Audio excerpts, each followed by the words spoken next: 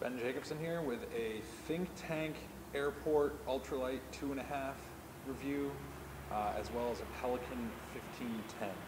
I just wanted to show you, basically, it's a great travel setup if you're going to fly on an airplane where you might need to check a bag full of photo gear, because we all know that can happen from time to time. Usually it's with small planes or just a lot of different reasons. But if you have to check your bag, you're definitely going to want the Pelican. And then let me open it up and show you the think tank that's inside of it. So we have, it's your basic Pelican box, crush resistant, waterproof. You can pretty much drive over them with a car and they're fine. So that goes without saying. There's not much to really tell there. It's just the safest way to transport your stuff. The one downside to the Pelican setup is they're pretty heavy.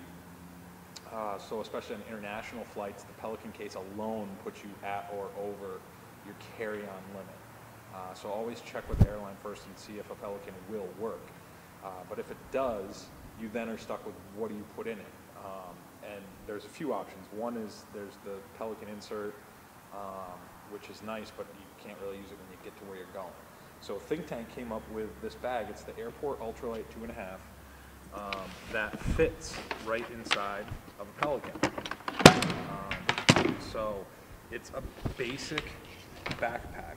There's really not a whole lot of bells and whistles going on with it, just because it's designed to be the maximum volume that'll fit inside that Pelican box and still close the box. So, and it's designed with a few different cases in mind. They list them on their website.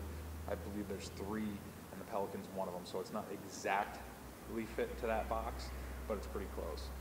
The bag itself, thin straps. It has a removable backpack, waist strap that I've taken off mine. It has a front pocket, which has a zipper compartment here.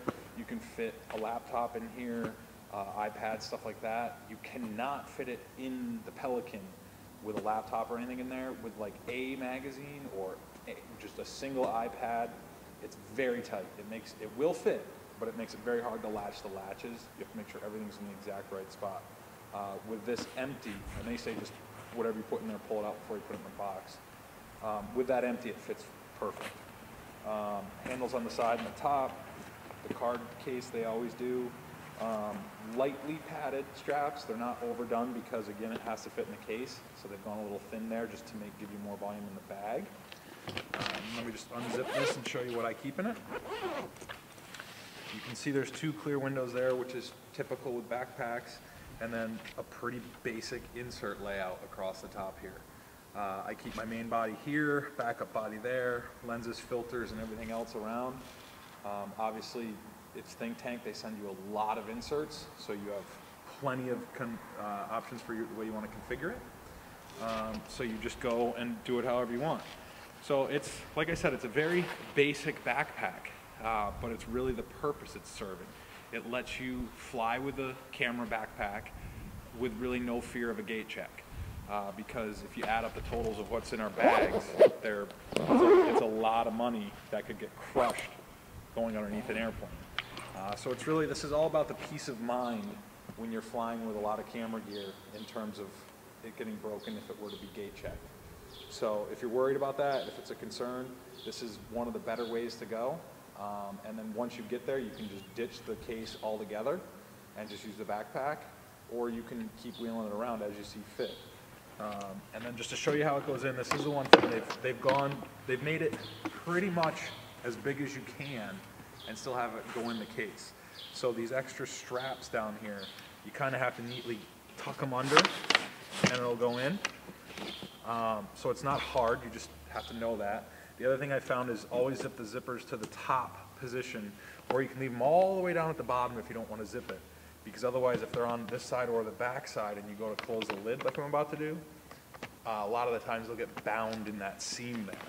So if we just go, you kind of tuck the zipper in with your fingers, close it, a little bit of downward pressure, lock there, lock there. The Pelican case itself has 2 metal rings for TSA locks, so I keep one in the bag in case I have to check it. I don't use it unless I do. And then the Pelican, like I said, it's a typical Pelican case. Not much to talk about there. The only downside is it is heavy. in terms of legal carry-on weight. So, and the one thing I have noticed is as you're wheeling around, the wheels are pretty small. So sometimes as you're wheeling around people, I've had it get kind of up on one wheel like wheelie bags do at times. Not really a big hassle, but just something to point out. But yeah, I've flown with this on several flights on traditional American big, like 737 type planes. Sometimes they'll fit in the deep way into a luggage compartment if you're looking at it in that way. On some other airlines it won't. It has to fit sideways, which is just something to note. But typically it fits. I was even on a puddle jumper lawn dart with a prop plane where I got on the plane and I thought it wouldn't fit. I was like, well, thank God I have it so I can lock it because it's going to get gate checked. But it did actually end up fitting the wrong way front to back on the airplane just. So you pick it up, wiggle it a little bit, and it just slid in. So that was good. But yeah, I had one flight out of the Bahamas where I hopped on the plane. It was one seat on either side, no overhead bin, and the bag. There were only 3 people on the flight, so they let me strap it in at the feet of the seat next to me. But had there been people on that flight, it would have been gate checked on that plane. So that was one of those situations where I was very glad to have it, even though I didn't need it that day. It was a could have happened situation. So yeah, if you're flying with your gear and you're worried about a gate check and you just want a little bit more protection, it's a great way to go.